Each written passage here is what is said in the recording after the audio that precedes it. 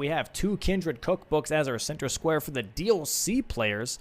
Some co-op squares here being Kill Consort Radahn and Star Scourge Radahn. That's a really nice co-op square that we have here. Kill Matir and Estelle as well as another co-op one. Senesax and Lanciax. You knew that was going to happen as soon as I made those other squares. So that's a beauty.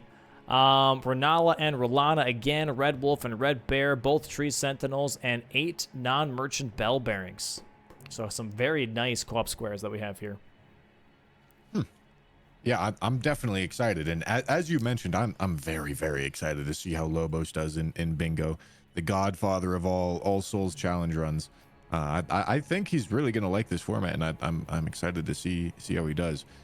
2 Kindred cookbooks is decently fast. I mean, I would describe that as a rush square. And considering we have Tom and Mitch in the DLC, Mitch did not play in the DLC solo bingo season. Tom did, and Tom definitely has a reputation of being very, very fast. So I would expect to see Kindred cookbooks get cooked out pretty quick, and then Mitch, if I'm sitting in Mitch's shoes here, I would be scared. But honestly, I'm not sure Mitch has enough DLC playthrough experience, DLC bingo playthrough experience to know that Tom is terrifying when it comes to bingo races, even though Mitch in his own right incredibly fast.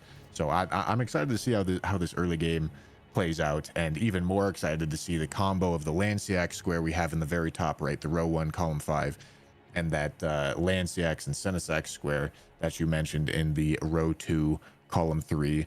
Good synergy to go for those two together, even though the fights themselves are always awful. Yeah, I'm very excited to see Mitch and Lobos here. Mitch did play in season 1. That was base game bingo though, and yeah, he has been practicing, putting a lot of time into the DLC here. He's been doing quite well. I'm very excited to see how he's going to do against NPT specifically, but overall he's been practicing a lot of strategies, developing his own things that he really likes as well. So I think this is going to be a really cool showcase for Mitch as well. And yeah, keeping an eye on Lobos here as his first time game to see like how he feels about the matches and how he performs in general. I think it's going to be very exciting to see. Looks like that Lobos here went with the Sacrificial Axe, I believe is what that is, for his starting class and weapon, and the Flamberge here for CBD. So two different starting classes. I mean, actually, this is the same starting class because they have the same armor on, but they're just using the different weapons, I guess, that came with that class. And yeah, 7 seconds here for this match to start. Let's see what they go for. It's going to be very interesting. Yep, and as I mentioned, I believe the early game of this match is going to be focused on the bottom 2 players here, with this center square being the 2 Kindred cookbooks. But we'll see what ends up happening. On the top side, we have the base game players, Lobos and CBD. I would expect maybe a little bit of development on their side. I'm not seeing anything that's crazy rushable. Yeah. Millicent Invader, I suppose we could maybe see that. That is a row or column 1, row 2 square. Not in nearly as important of a position as the acquire 2 Kindred cookbooks. And immediately we're seeing both Tom and Mitch, being the speedrunners that they are, running straight to these gravestones hanging outside of the cliff underneath Ancient Dragon Man. This is a little skip that you can do. You can jump up onto these gravestones all the way up, go the unintended way, going up instead of down. And this allows you to get up to Tiolier much faster, up to the Ancient Dragon Man area much faster, allows you to get access to Scadu Altis through Fort of Reprimand much faster, and very, very necessary skip for anybody trying to do bingo, DLC bingo in any sort of quick way. And we see both players choosing to go for it because, again, they are most likely trying to develop towards Scadu Altis in order to get that Kindred cookbook over there. Yeah, a lot this board has to offer here. We do have that classic 30 int or 30 intelligence square, no rebirthing or buffs from base game. So I want to see who also, I would say, bends the knee towards that one and just like takes the money and is like, all right, you know what, I'm just going to get this square. That always has been an interesting square in base game bingo where it's like, okay, who spends the money first? Who's going to risk doing 30 intelligence? Because what you're doing is you're debuffing yourself pretty much. You're not going to have as much health as your enemy base game player. You're not going to have as much damage probably as your enemy base game player as well. you're getting one square for kind of a huge downside almost. And so it's going to be interesting to see who does that first. Mitch messed up the Tiolier skip. Yeah, that one's always tricky. I died at that one yesterday myself. It's such a weird, sometimes very finicky skip. Did Tom mess it up as well? Oh my god, I think Tom did mess it up, but he quit out instead of dying. But we see both players persisting. However, in both players' minds now, they know they didn't do it perfectly, and that is going to cause some confidence loss without a doubt. So I wouldn't be surprised to see potential pivots. Like maybe we see both players go and like light a Grace and Scadu Altus and then choose to do something else because they will assume that their opponent didn't mess up and is going to be ahead of them, so they don't want to waste their time. That's absolutely a strategy that gets employed plenty of times within bingo. And I wouldn't be surprised to see it here, but also maybe they say, screw it. It's a fast square. I'm going to rush it down anyway. I'm going to hope that I'm ahead, and if not, whatever. Yeah, 100%. Yeah, we'll see what the first square is that both teams are eyeballing as well here. Commander Gaius' Pants being a corner square here, bottom right. I think there's a lot of DLC actually here on this row 5. We have Spirit Ashes, Golden Hippo, and Commander Gaius' Pants all back to back. Honestly, we could do that. We could see that same strategy again as we saw last game, where you go for that Golden Hippo kill and then go straight for that skip and Shadow Keep to go towards Commander Gaius and really start some progression on that row 5 if you really wanted to. But yeah, the Kindred Cookbooks I do think is priority numero uno for both DLC players here. For base game, I don't think there's really much of an outlier besides maybe Millicent's as an invader in Kaled. That's a pretty quick square that both players could do. And yeah, we see that from CBD here already as he's going for that good old baboosh cheese here on Millicent, going to lead her into this huge pitfall. And there is the mark from CBD. Very nice. Gets that first square on the board for Cool Bitch Driz, aka CBDriz. Now, I don't know how much Lobos has been practicing, but I do know that whenever I see new players play bingo, there's always like this little bit of a learning curve where it's not immediately intuitive just how much of a rush it is. And a lot of the times I think we can see newer players put like a higher emphasis on like setting up more in the early game when the more experienced players have done it enough to know that, okay, you don't set anything up. You get to rushing to squares immediately. The setup comes a couple of squares into the game whenever it starts to make a little bit more sense to do it. And we're kind of seeing a little bit of that on Lobos' side, where he's being very slow and methodical, going around getting these rune pickups from Halig Tree, setting up his character really thoroughly. And on the opposite end, we see CBD, of course, going through and rushing a couple of these squares right off the bat, and that is going to give a pretty significant base game advantage to Team Cool Bitch Driz right off the rip.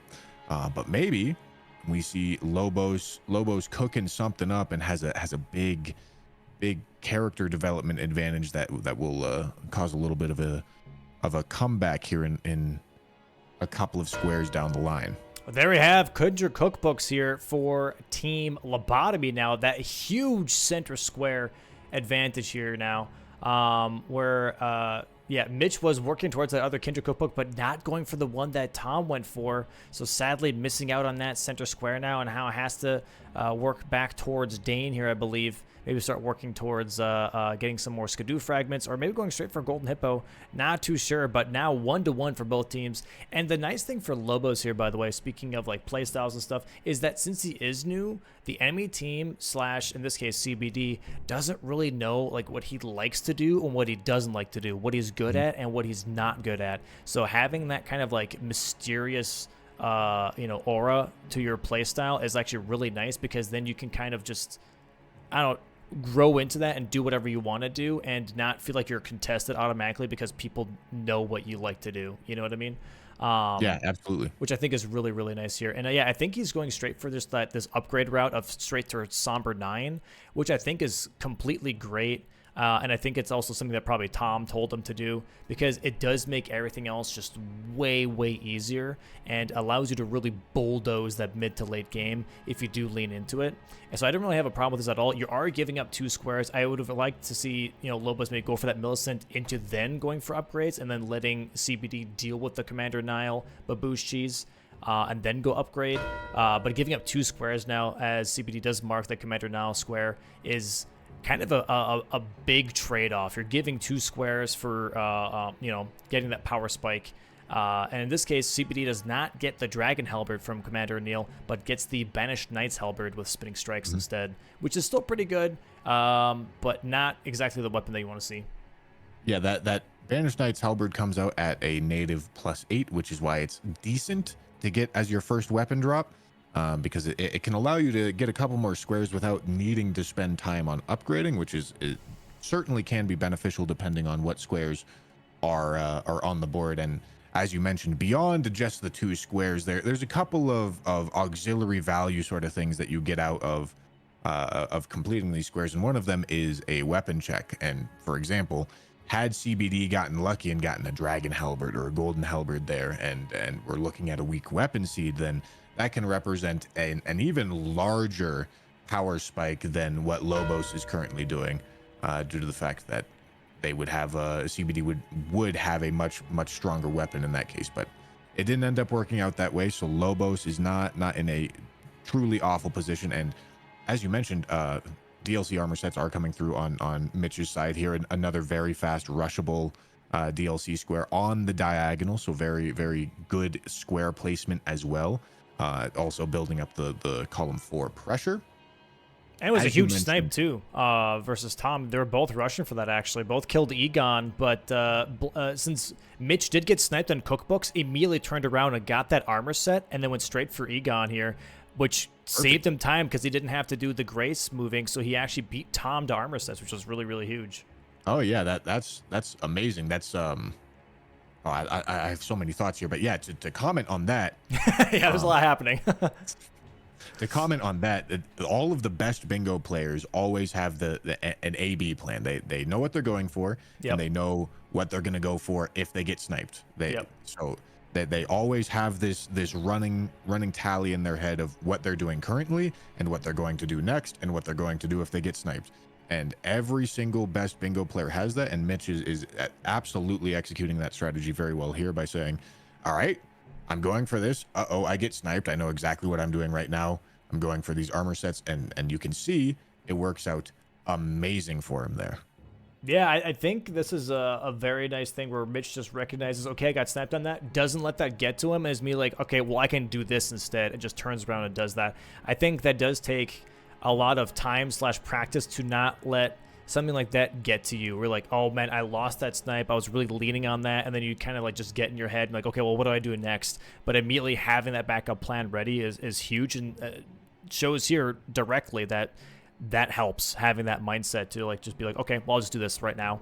And that was enough time save, just that reaction to allow that snipe to happen. Here we have Golden Hippo now, possibly from MTT, looking at I guess blocking that column 4, but also maybe trying to get an advantage now on that row 5. As I said, that row 5 is very juicy, especially for DLC players. If you get that advantage, you can really push that in. Yeah. I will say the front side to back side skip is not a skip that is known by all the players, but for both Mitch and NPT, they're absolutely going to know it. They are speedrunners at heart. They're going to know how to do this with this really stupid skip, but yeah, not everyone is going to choose to learn the skip, because a lot of the times it's not actually super necessary, but right here it most certainly will be useful. It'll be very, very useful. I don't think even I fully know the skip. I kind of know it, but like halfway maybe. There are some moments you have to like really remember where to jump off exactly. Nice Golden Hippo fight here though from NPT. Does not get the stagger to stop the phase transition here, but that's because he's using Falx. Both players are using Falx here right now. Very, very strong Somber DLC weapon that Hornsent drops. Probably one of the best DLC weapons, I would say, actually, in the DLC. And yeah, both making quick work of Golden Hippo. However, Tom is ahead on that Golden Hippo by a huge margin. So this will be a nice pickup here from Tom, blocking that column 4 and progressing possibly that row 5 for his team. And looks like that Lobos now has enough money to get that weapon upgraded that he's been working towards. Nice. Yeah. The Golden Hippo does go Tom's way as expected. And we are going to see Mitch finish up this fight as he should. It's going to provide runes and map progress and all sorts of other goodies that Mitch definitely doesn't want to give up on, even if he is going to be losing the square. And yeah, we're seeing the fruits of Lobos's labor pay off here. He's ending up 12 minutes into the match with a pretty well upgraded character, which is definitely something that is probably wise for newer players to go for, even though I wouldn't say it's optimal to play like this. Being optimal also requires like very, very precise technical execution, which takes quite a bit of practice to get to. So I really like the safe choice of Lobos getting his character set up really nice and well. That way he's much less likely to have incidents and much more likely to help his team out and help him win. Yeah, Lobos here actually also upgrading, by the way, the Ordovis Greatsword, which personally I absolutely love that weapon. Really strong base game weapon here. He did upgrade that to +9, I believe. It has the stats as well, so he can wield that. A little bit low on health, but honestly, with the +9 Somber, all the early game stuff is going to melt anyways. You don't need a lot of health, and I expect Lobos here to start demolishing some things, as we see CBD now doing everything that Lobos already did. So yeah, he lost 2 squares in the base game, but now he's able to catch up with already a really strong weapon and maybe make some really good decisions for his team, especially Killer Remembrance Boss hitless. Might be aiming for that Godric hitless here to try and get that row 3 activated for his team, but then also block that column 1. There's also a painting within Stormveil, which has synergy with that Remembrance Boss hit list for sure.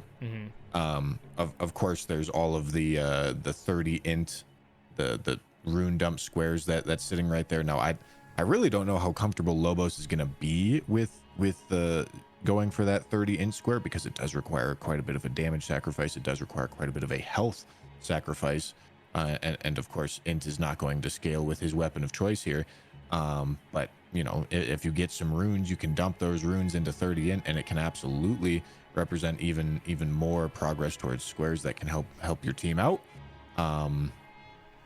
Tibia Mariners, you got to get map progress for that. Although I suppose you have what Liurnia graces do you have? Do you have Liurnia Highway North?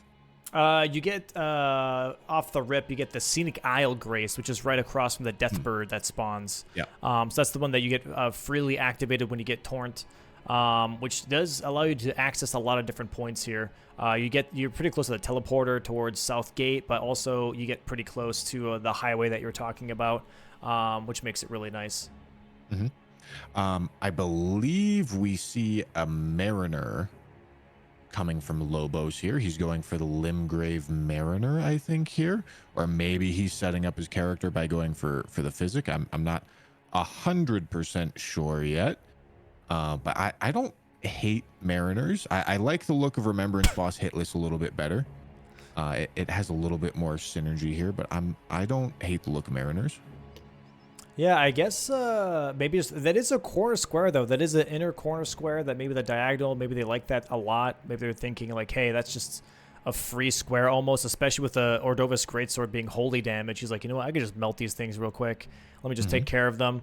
And that might be enough to, really activate that that diagonal for both of them. Because Count Emir and then also acquire Gaius's Pants kind of is in the direction that Tom was going anyways. Besides, okay, not Count Emir, but Gaius's Pants. He can do that Shadow Keep skip if he really wants to, but is currently in Bellerot.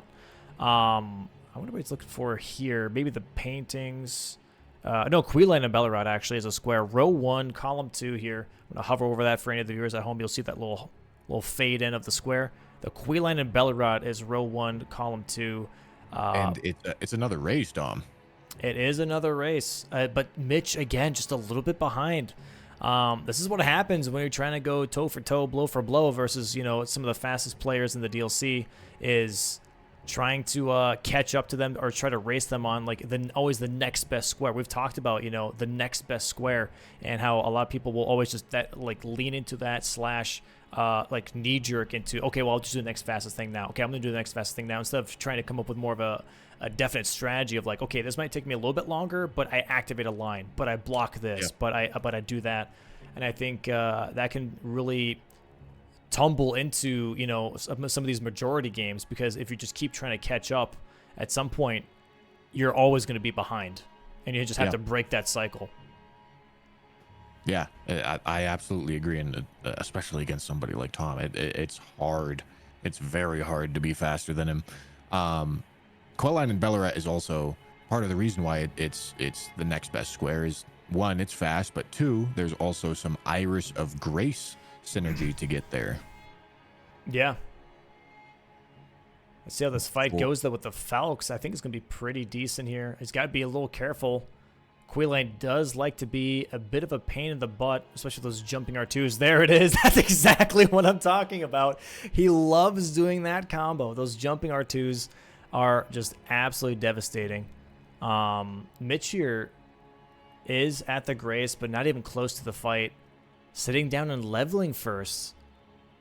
I guess he's thinking it's not contested.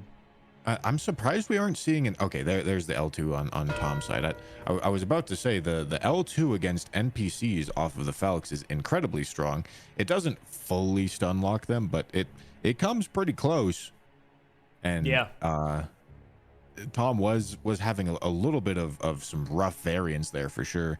But the weapon both on Mitch's side and Tom's side has the potential to kill Quelline in like 5 seconds. So if we were going to continue to see Tom getting a little bit unlucky with those jump R2s, then it was not out of the realm of possibility for Mitch to catch up there.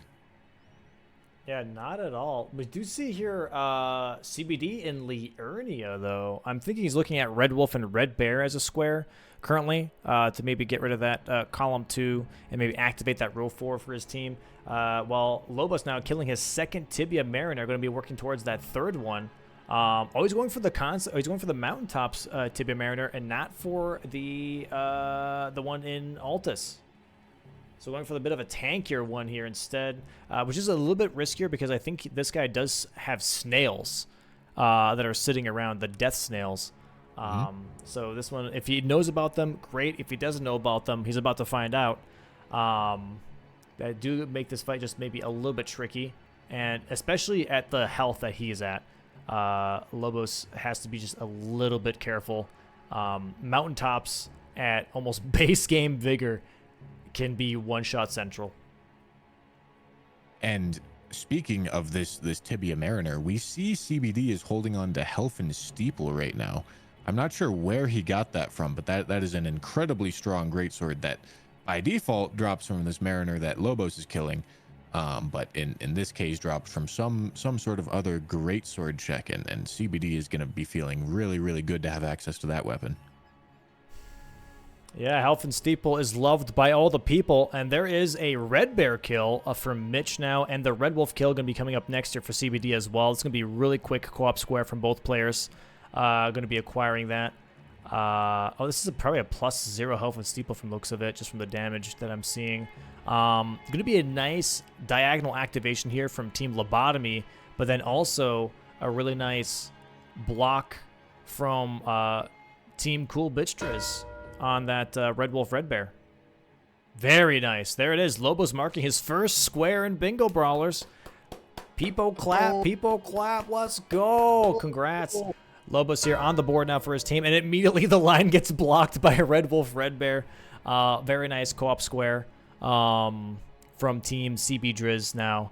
Maybe working towards what seems to be something in Shadowkeep here for Mitch as he's running towards there with the Falcons. There is still a top left to bottom right diagonal threat getting made by Team Lobotomy here. Yep. That is good with backside Shadowkeep access. Yep. Ymir, backside Shadowkeep. Commander Guys' pants doesn't have to be backside Shadowkeep, but it's nice for it to be.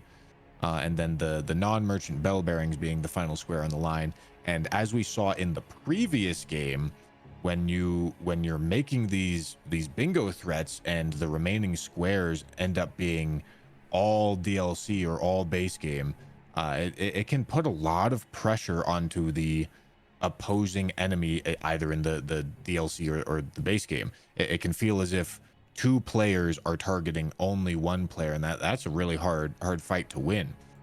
So maybe we can see Team Lobotomy build up another threat that also continues to pressure that DLC player. Like, for example, if they were able to claim a couple of the combined squares in column 3, or claim a couple Borealis and Renala and Rolana in row 5, that could continue to place pressure onto the DLC player for Team Cool CBDriz and make Mitch really have a tough time there. Yeah. Yeah, and as we see, by the way, on the board, and Chad has already mentioned it, the Wendy's 4 for 4, currently 4 points for each team here.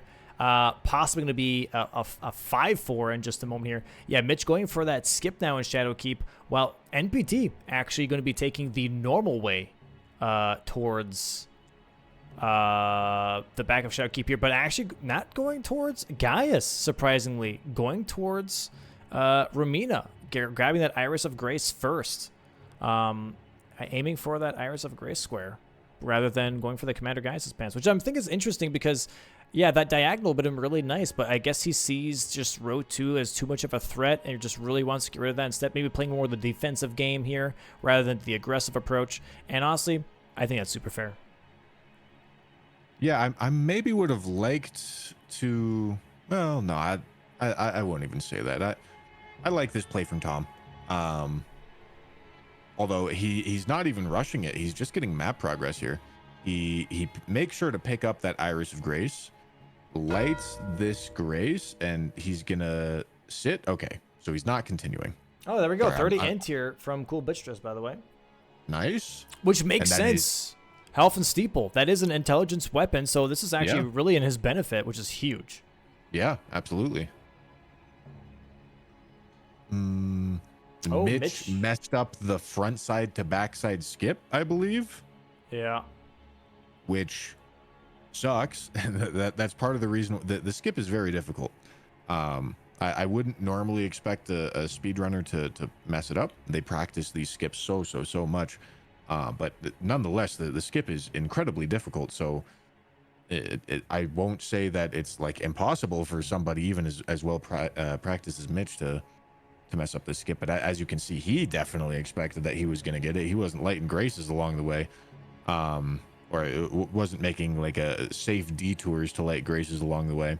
And instead just rushed it down because he is currently rating that Commander Gaius's pants square in the bottom right as incredibly high priority. And honestly, it's hard to argue with him from red team's perspective. We see that diagonal is very, very threatening. And from our perspective, of course, we see Team Blue is not pushing it at the moment, but that does not mean that Team Red can make that assumption. Yeah, we're seeing here a possible Radahn now from Lobos as he takes the teleporter into Red Main Castle. Another good old Queeline fight here for Tom. Does get the kill, almost dies to that jumping R2 that Queeline just loves to do. Gets that second kill, though, moving straight towards the backside of Shadowkeep here into the water area of the Shadowkeep. Going to be giving that Iris of Grace immediately, not holding on to that. I guess he's assuming that it might be a race or just doesn't want that to be possible lost time.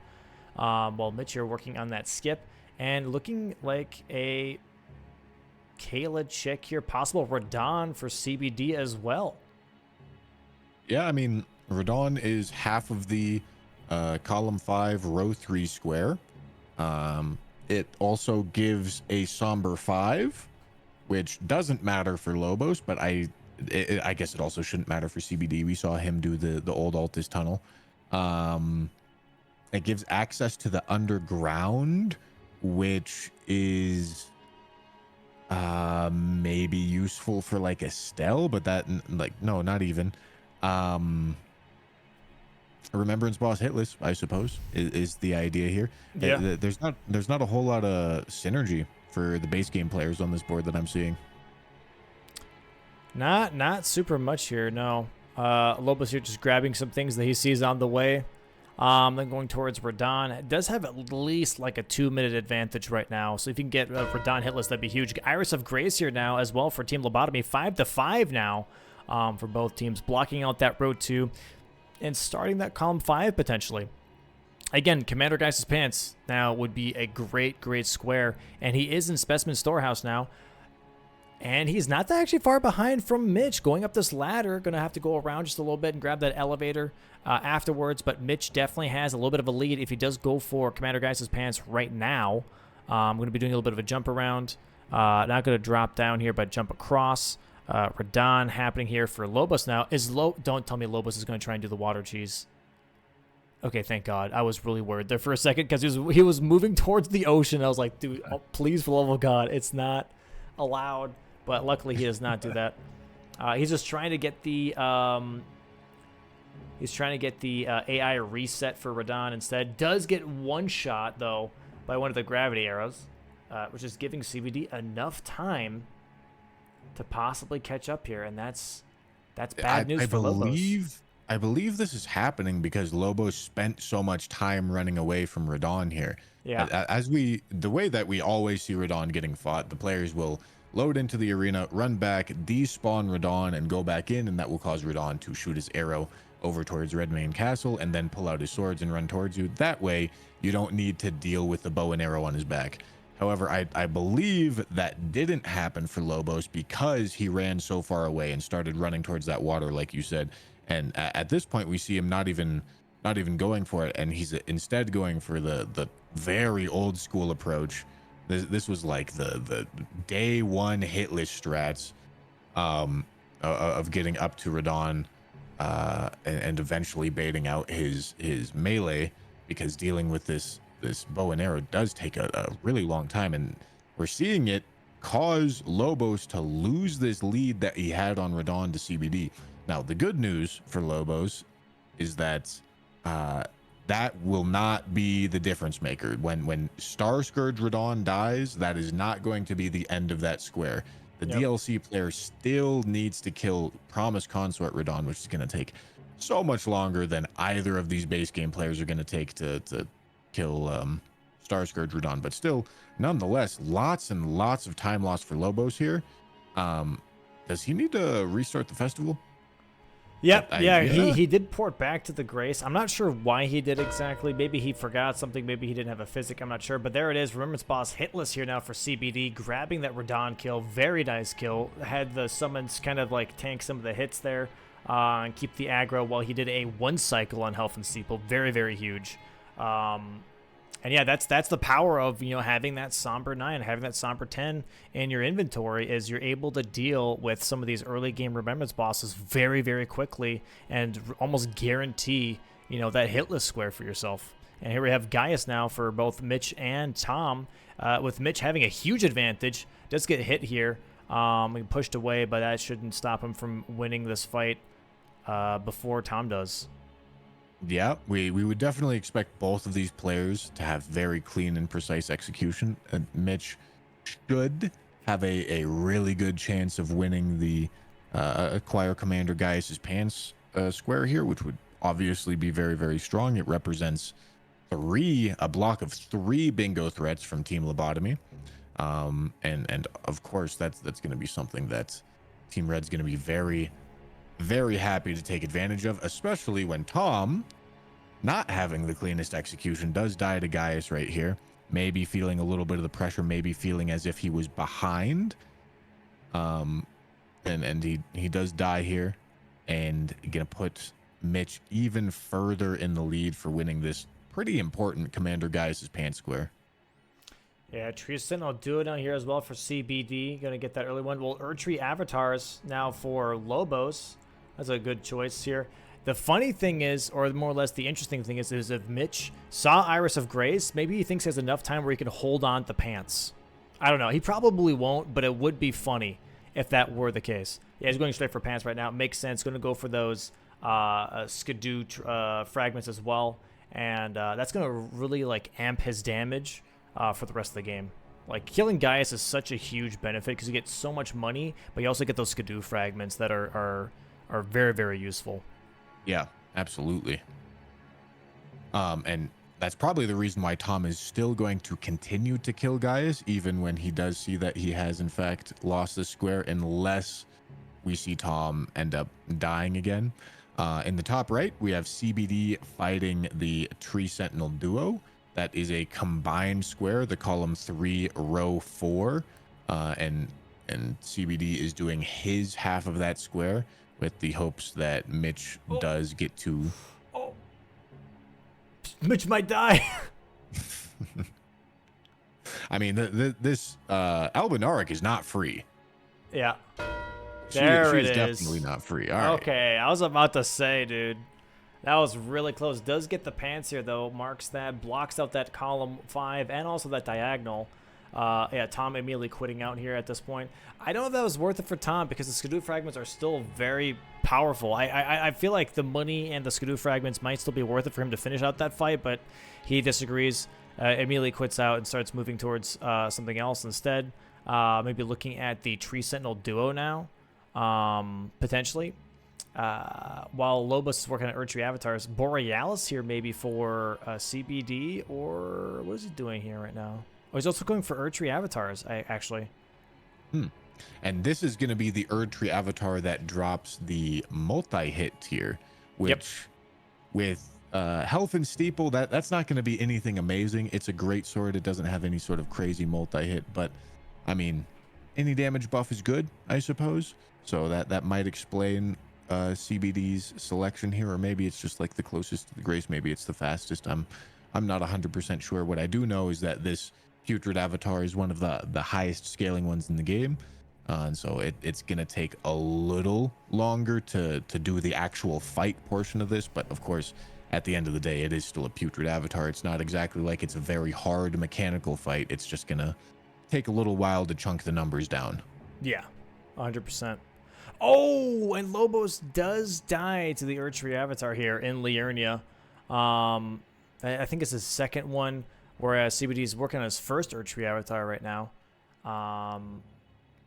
This is going to be a little tough here because once CBD has this, he will be melting the other two that are definitely way less tanky.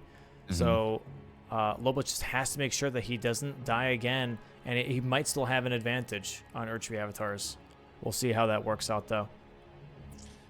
I would also definitely say at this point in the match, I believe both of the Team Red players have a stronger build than their Team Blue counterparts. I very much prefer Health and Steeple to Ordovis's Greatsword, and on Mitch's end, he's got a couple more Skadoo fragments representing a little bit more level scaling for him. Yeah. I do think that this format does allow for some prime time bingo, though, which I'm very excited to see, especially once it develops into a bit more of a better square list potentially, and also just people getting used to the format. I think this could be an insanely great format to look forward to, possibly in the future as well. Yeah, I mean, I'm definitely very much so enjoying it, and as other players have mentioned previously, that structure that gets added where. Previously, I felt playing 2v2 bingo, it could sometimes be a little bit awkward where it's like, all right, I'm going to have you go for that, Mr. Teammate, and I'm going to go for this. And then you would get a little bit into it, and it's like you start second guessing yourself, like, maybe we should switch that. Maybe it would be good if we switch that. Yep. And it just made it all a little awkward. So I really like as other players have mentioned, this forced reliance on your teammate. I think it's pretty cool, and I think it I don't know, I definitely I've preferred it from what I've seen so far, for sure. Yeah, I think it's very unique in that case, and I do like it a lot more as well in that regard. It feels also like more controlled and less chaotic with having two players in base and two players in DLC forced like that, rather than having everyone in base game. I feel like it was just a little too much all over the place. There it is. Tree Sentinel duo is now being marked here by Cool CBDriz. That is 8-5 now, current 3-square lead. As Lobos here is working on his third avatar, currently I would say ahead, And but has to make sure that he gets this kill before CBD. As CBD is working on his third avatar as well. Going to be going for this one in the Halleck Tree roots.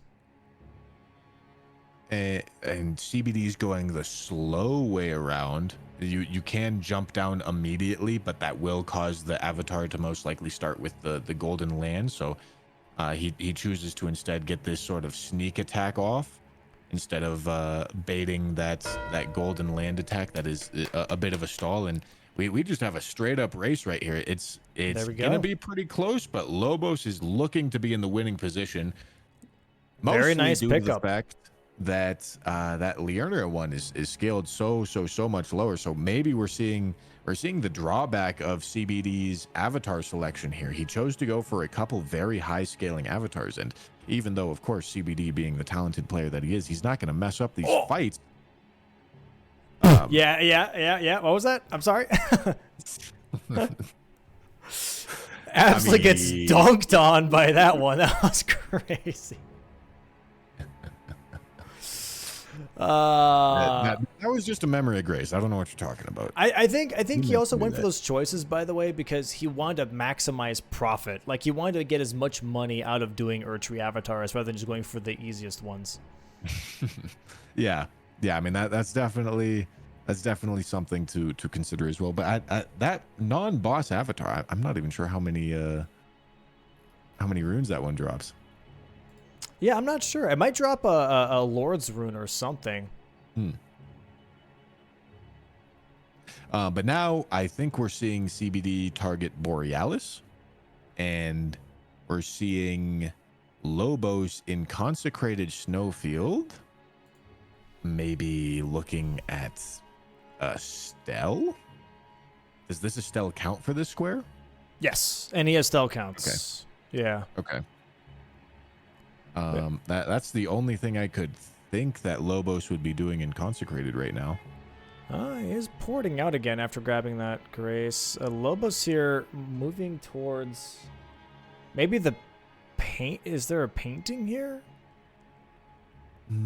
I don't think so. I could just not be remembering, but I don't believe there's a painting in here, and he's not going towards Estelle either. So I'm curious to find out what Lobos is going for.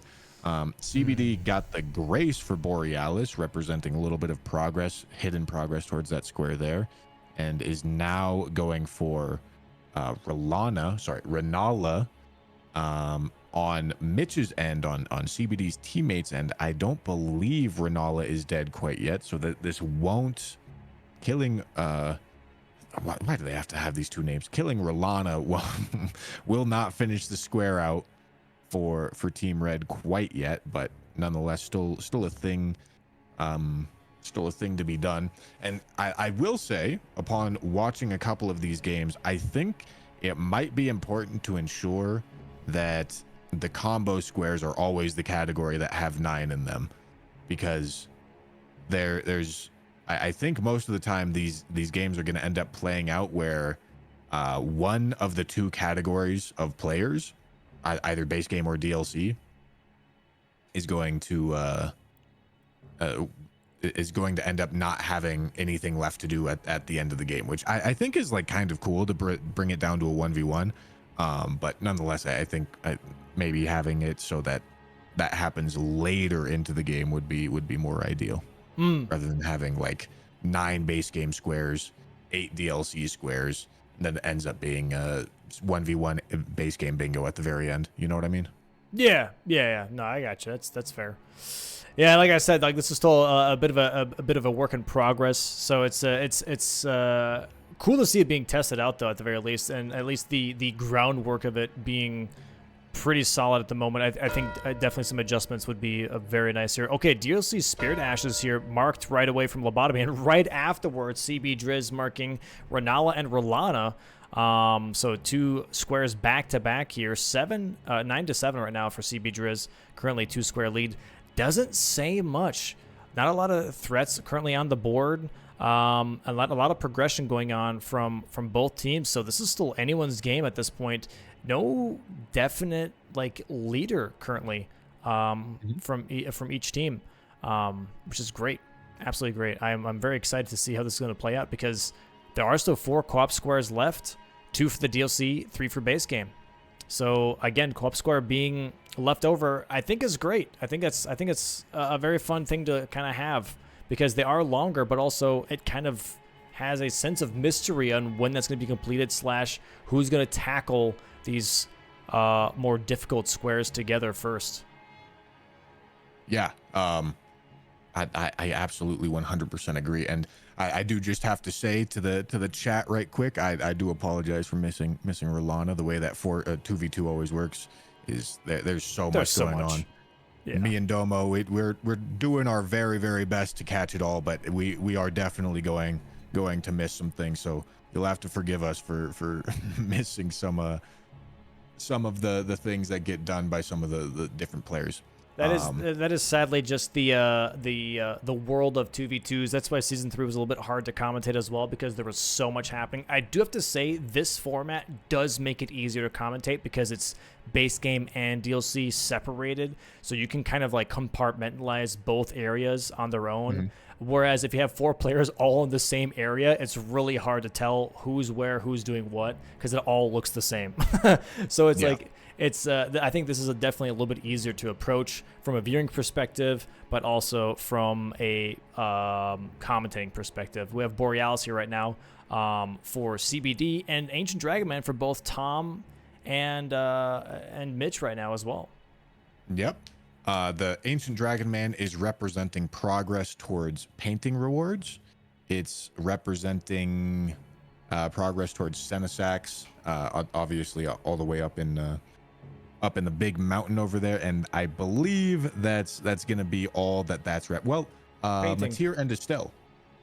Yeah, you get progress towards the one of the finger bells that you have to ring in order to access Mateer, which also accesses Ymir. So yeah, I mean this whole lower section of the DLC, this whole Jagged Peak section of the DLC is very useful to grab, and we see Dragon Scale Blade is the drop. I don't think we'll see a weapon pivot, but Dragon Scale Blade is definitely a pretty damn good weapon. But at this point, Mitch and Tom are pretty well and committed here. We do see that Borealis kill get finished out by CBD, marking bottom left square. It does not represent any sort of bingo threats, and in fact, all bingo threats are off the board at this point. We are in full-on majority game. Lobos gets swiped here by Lanciax, gets one shot. Sadly does not have the vigor really needed to deal with Lanciax. Just like Senesax, very mean, lots of high damage output. And all the way back at Capital Outskirts did not grab the Grace right before Lanciax. That's really, really rough. Decides to pivot off instead, potentially here. Maybe going for the Estelle. Not too sure. Currently 10-7 for CBDriz though. Yeah, this is tough. There is painting rewards here. There is Senesax here. There is also, the Mateer, as you mentioned, and Count Ymir. So there's just overall past Ancient Dragon Man, there's a lot of access points. And it looks like that Tom is really like playing more into having overall access rather than just rushing. Whereas Mitch is, I think, from the looks of it, at least rushing the painting reward, if not rushing towards Senesax Grace to have those access points. Yeah, and I think it absolutely has to be noted that this Ancient Dragon moveset, both Lanciax and Senesax have it, is very, very difficult to deal with. I try to say it almost every time I get the chance to commentate bingo. I know from a viewing perspective, this stuff always looks so simple. All these literal professional Elden Ring gamers always make it look so damn easy, but it's not. The stuff that they're doing is always very, very, very hard, and dying to Lanciax is something that happens quite often to really, really, really good players. So like Lobos is doing his very, very, very best to get there, and it's his first time playing bingo, and he's going for Lanciax. Like, oh my god, that's insane levels of difficulty. Stressful. He's going here back to Radon now. I think he's going to be working towards that Promised Consort Radon and also Star Scourge Radon square for his team. And yeah, it looks like Tom is working towards Count Ymir. Maybe looking at that Mateer and Estelle, not looking to contest necessarily that Lanciac Senesac square, which honestly, super fair. I don't think that's a bad. Super fair, especially considering that it's relying on Lobos to kill Lanciacs, and that's no small task to do. Now, of course, if Team Lobotomy decides to toss both the Lanciacs and the Lanciacs plus Senesac square, they're looking down the barrel of needing to claim the rest of the remaining 6 squares, which is very, very tough to do. But nonetheless, like we've been saying, Lobos is very first bingo match, and bingo's a tough thing to do. Like this is very complicated, especially when you're going up against incredibly strong players like Mitch and CBD. Yeah, 100%. And we're seeing here now the Radon AI reset here, hopefully working out for Lobos. Huge damage here from CBD on that Lanciax. Yeah, gets the Frost proc, a couple of headshots, and absolutely destroys Lanciax here. And I'm assuming then Senesax is going to be next here after Mitch gets this painting. While Tom is working again on Mateer and Count Emir, I believe. I think that's their game plan right now is, you know what? They're probably going to get Senesax and Lanciax. That's going to be their last square. We have to work towards everything else, and we have to get everything else. And that's going to be tough because now you have to rely on Tom to get painting rewards, and you have to rely on Lobos to get painting rewards as well.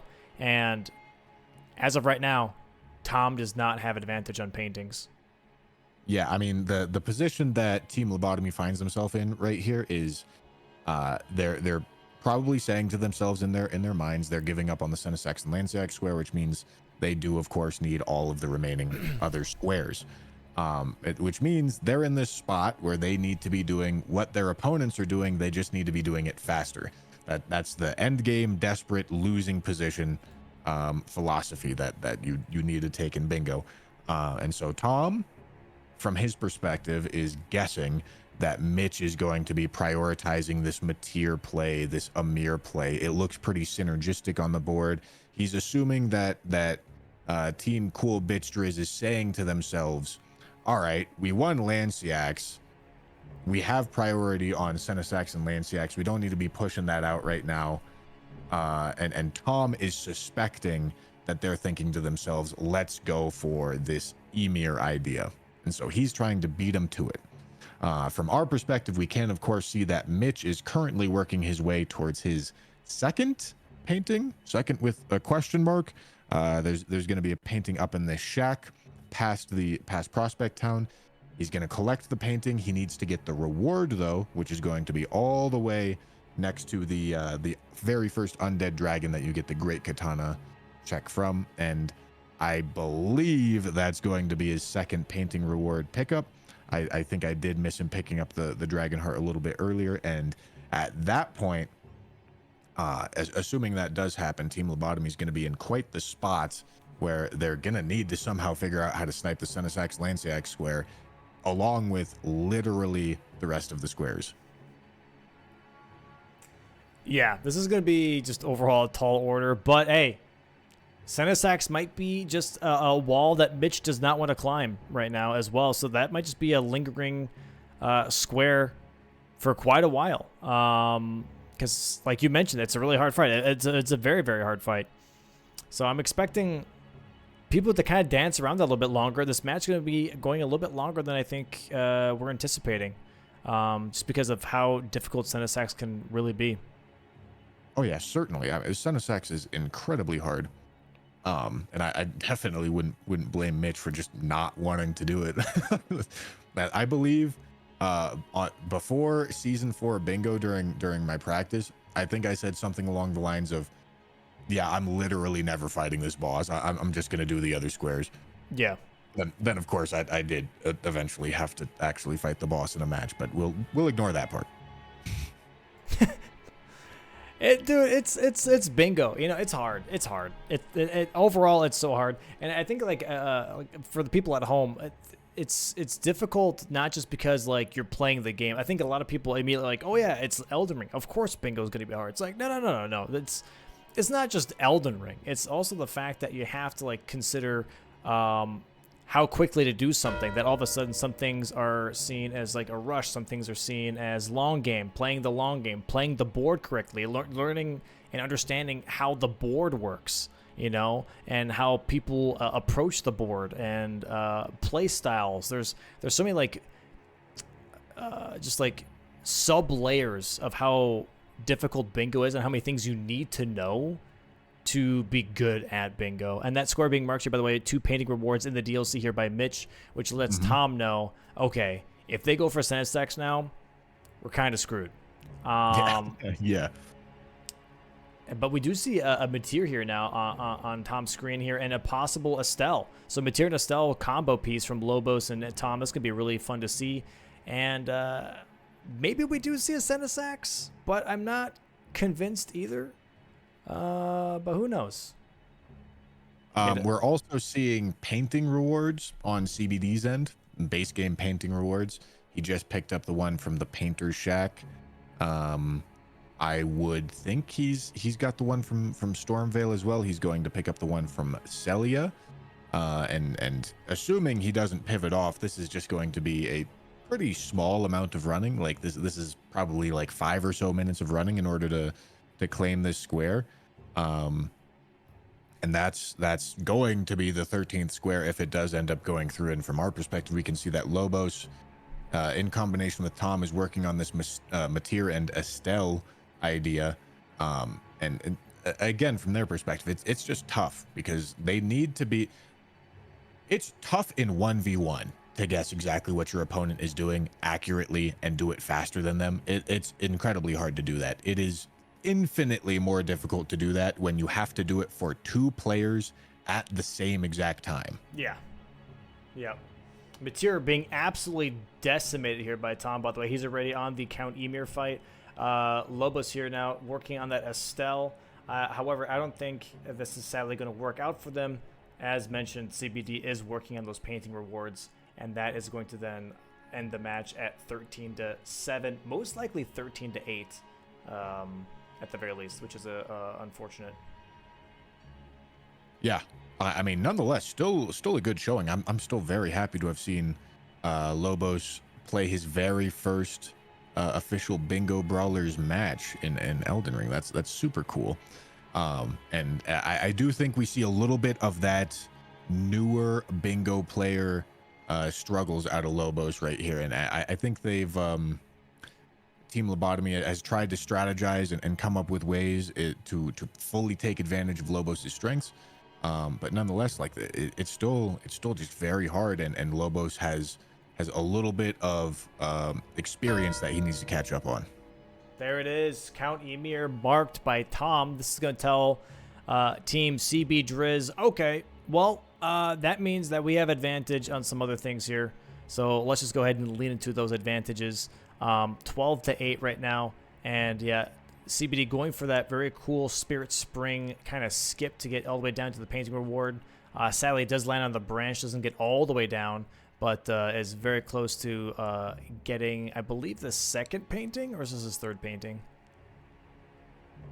Dom, I'll be honest with you, I don't know. Yeah, I don't know either. Oh, he did pick it up and he didn't mark it, so I'm assuming it's at least 2. And he's going towards Weeping now, I believe, for the Weeping painting that's right behind the church. Mm-hmm. Yeah, that's the one that you pick up from Stormvale. And yes, sir. I don't know if he picked up the Painter's Shack paint, like actually got the reward from the Painter's Shack painting that's next to the first step, Grace, but assuming he has to do all that, CBD is only a couple of minutes away from claiming both of those rewards. On Lobos' end, we see that he's currently in a fight with Estelle, and I definitely am surprised to see this Estelle get selected rather than the one in Consecrated Snowfield, because running all the way through Lake of Rot is a much longer run, I would think, than going through the kind of small amount of Consecrated Snowfield that you need to run to in order to get to Estelle Stars of Darkness. This one is scaled lower, which is maybe a benefit if Lobos isn't feeling super confident in the fight. We also are seeing a Senesax kill out of Mm-hmm. Mitch here. And we, of course, know that Lansak's already dead on CBD's end. So if Mitch does get this Senesax kill, that will be their 13th square. We would not expect Team Lobotomy to be contesting this square at all because, well, they don't have any progress on it. And Lobos just died to Estelle on his end. Yeah, very unfortunate that low vigor again is really costing him some of these deaths. And Mitch honestly doing a really great job here on Senesax, not taking a lot of hits. And as soon as I say that, he gets electrocuted left and right. And there it is, painting rewards from CBDriz, marking it out 13-8. GG's to CBDriz for their match versus Lobotomy. Very, very nice here. Mitch going through all the pain of Senesax, and then luckily not having to finish it out. Very nice, very nice. Yeah, Mitch is just trying to show off here. That's all he's doing, bro. He's just trying to make us all feel bad, showing that he can do Senesax. I mean, hey, if you can show off that you can do Senesax, I feel like go for it, knock yourself out, because it is hard. It is so hard, you know? It is so tricky. And I think, like, if you can time it to where you can, like, roll and then roll in front, like how he's doing it right now to get those headshots in, because that's a lot of bonus damage, is huge. Yeah, there it is. That's Senesax kill. Very, very nice. Very, very nice. Let me go ahead and check in with the players. Make sure that they're all ready. Almost typed in the wrong names here. I feel like I need to study Mitch's Senesax fight a little bit. It seems like he's spent quite a bit of time fighting Senesax. I know that I certainly have not chosen to spend that much time with Ancient Dragons, and being able to weave in those headshots definitely makes it go a lot faster. Yeah, yeah. Those headshots weaved in, and then on top of that, if you have pierce damage, that's crazy. Pierce damage on top of that just absolutely decimates dragons. All right, looks like we're ready for post-interview here. We'll bring in the players, see how they're feeling, see how they're doing. You know, for Lobos' first match, I mean, this is great looking. You know, that was a fantastic showcase. Oh, yeah. And I'm excited to see like how they're gonna do tomorrow, because we're gonna have them here every single day, which is gonna be cool. Oh yeah, absolutely. I'm also excited. Let's go ahead and bring them in. We'll slide them in. Where the hell is my Discord? Oh, it's right here. And welcome on in, guys. Welcome on in. Hello, hello. Yo, GG's CBDriz. GG's Lobotomy. Thank you. Hello? Good game, yeah. Hey, GG, guys. How are we feeling? How are we doing here? CBDriz taking your first victory of the Bingo Weekend event. How does it feel? Feels good. I started out, I felt like I was throwing in the early game. I had that early death that let Tom take the first square, and then another death up on the way to Gaius, and I was like, oh no, I'm throwing. So I'm glad that, you know, we were able to keep it together, that CBD was not worried for a second.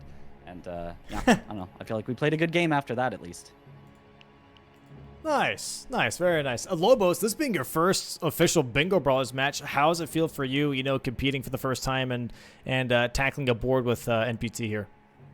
Oh yeah, I mean it's intimidating because all these guys are so knowledgeable already and used to the routes and everything for Bingo. So for me, it's really just making sure I can quickly identify that good weapon and also weave it in with whatever's on the board that makes sense. And my play has typically been more to focus kind of more mid-game because I know I can't hit those rush squares as fast. But, you know, it's a lot of fun, so I'm enjoying it. It's a blast. Yeah. I had so much fun watching your very first game of Bingo Lobos. I think you did great. I was talking about it through the entire commentary. Bingo is not an easy thing to do, even for people that do nerd out on it. Like your one teammate and two competitors. It's incredibly hard to do, and I think you had a great showing. Thank you. Yeah, 100%. Tom, how did you feel about the match in general? This being the first, 2v2 co-op like format that everyone's kind of tackling. How'd you feel about it? Yeah, I enjoyed it. There was one square, of course, the 2 DLC full armor sets that if I got that, then it would have really relieved some pressure, so I wouldn't have to go for Iris of Grace early. And yeah, it probably lost it because I sat to level Skidoo. That's probably what it was. Oh, it was that But close? It was pretty close, but honestly, it Oh, was also man. because, like, honestly, for Mitch, I think it was like props to Mitch for this is losing the Kindred cookbooks because he was going for a different Kindred cookbook than you were, which was the one Yep. that's like on the way to Shadow Rao base. Since he was already in the direction of the armor set, he was able to just do a quick 180 and just turn around towards that. That was it. The Yeah. red bar Yep. armor, so he didn't have to It's necessarily do any grace like jumping or anything like that. He was already on that way and made that quick decision. And I think that really mattered Yeah, for sure I on was that armor fortunate. set. Yeah, which is honestly, obviously for us, amazing to see. You know, seeing players make those quick decisions. Like, okay, I lost this. Like, don't let that get to me. I can make up for it by going straight for that other armor set. Was really awesome. You know, for CBDriz to really lock in that armor set square.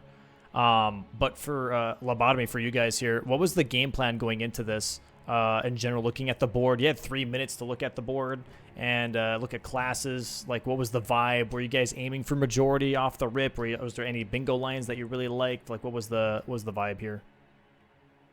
Trying to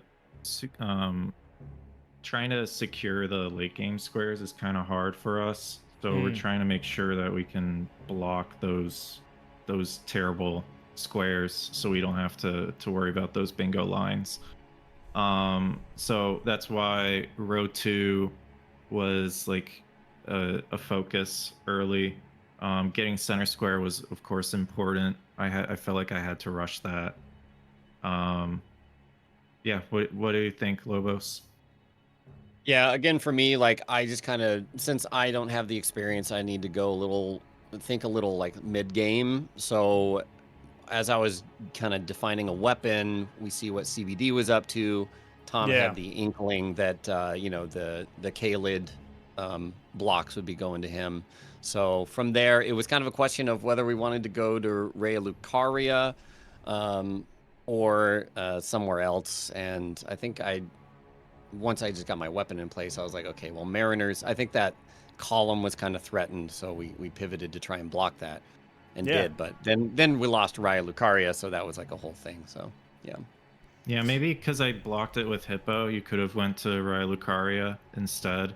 That could have been a different play that may have helped us, so that way you didn't waste time on the Tibia Mariners, and you would get more levels going towards Red Wolf and Rolana.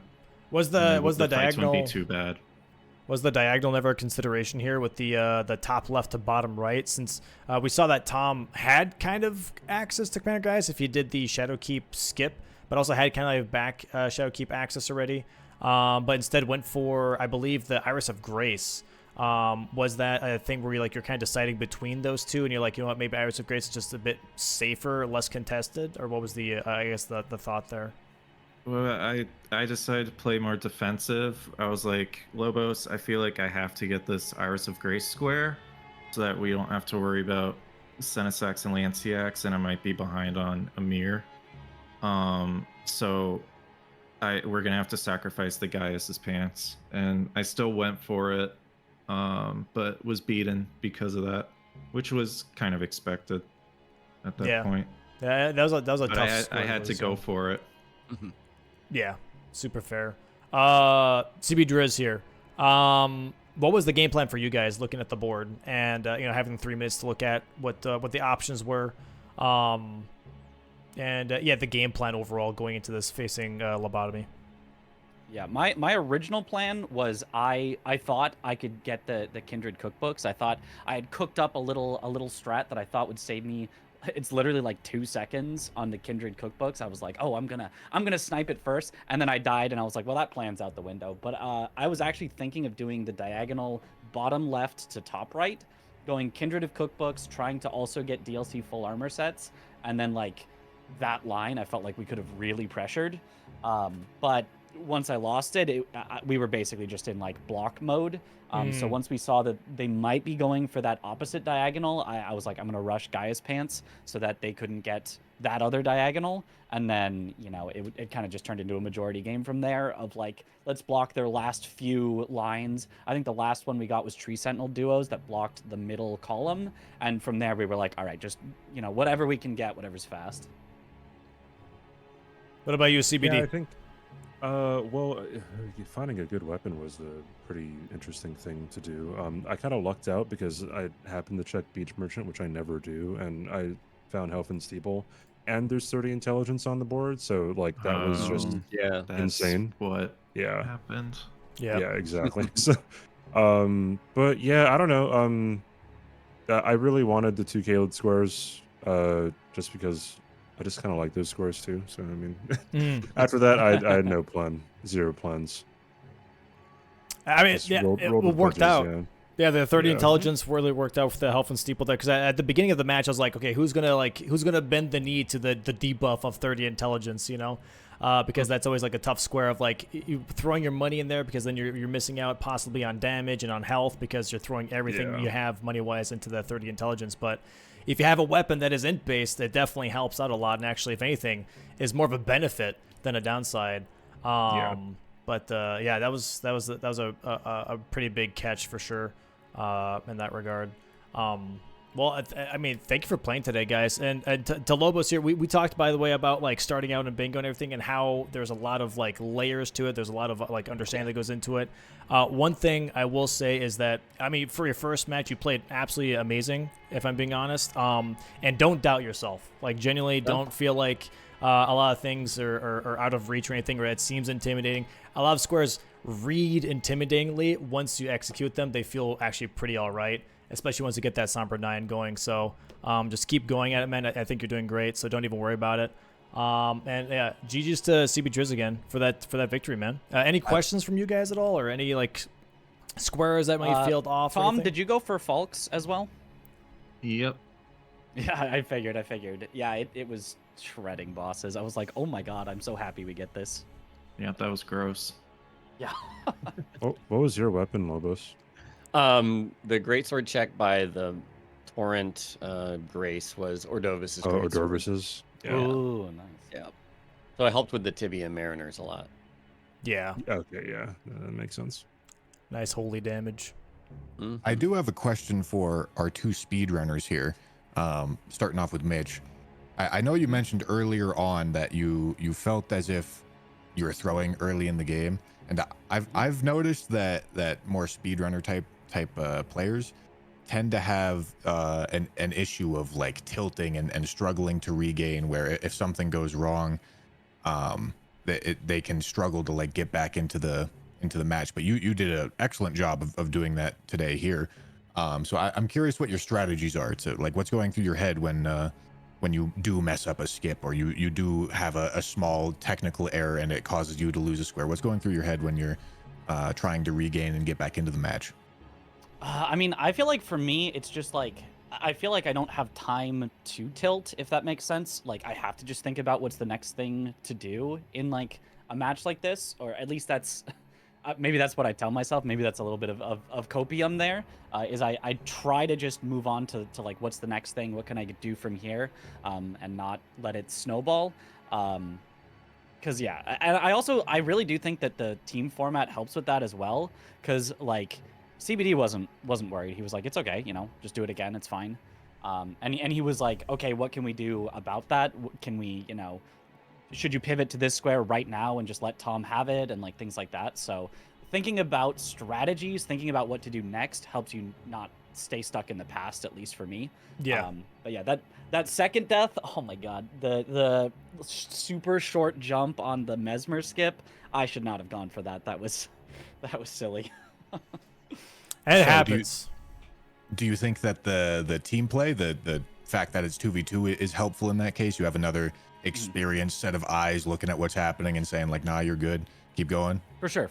Yeah, absolutely. The team play, like, and right, like CBD especially is like, very positive about that. And I'm like, I feel like just everyone in this is such like a positive, person that like, I'm sure for all of us, if you mess up a little, your teammate is gonna bring you back up and say, hey, don't worry about it. Let's move on to the next thing. What can we do from now? And like, I think that should help for every team. Oh yeah. What about you, Tom? I know there wasn't exactly a moment like that for you in this game, but I'm curious what your strategies are for regaining whenever you need to. I just try to reset my mindset, and then of course, if you have a teammate on, like if you're playing 2v2 and stuff, then you have a teammate and they help you like regain your composure and be like, all right, yeah, it's okay, just focus on the next square. There's a block over here, right? Maybe we should go for that instead of creating our own threat, or like maybe we should create a threat because our block didn't work, right? So we just have to pivot in the moment and try to keep the momentum going. Nice. Yeah. Thank you guys. Yeah, 100%. Thank you so much for playing, guys. Do appreciate it. And we'll see you guys tomorrow. Besides CBDriz, we're going to be playing again against V-Sweat and Starro Chris, aka Wet Sock. That's going to be the next match coming up here.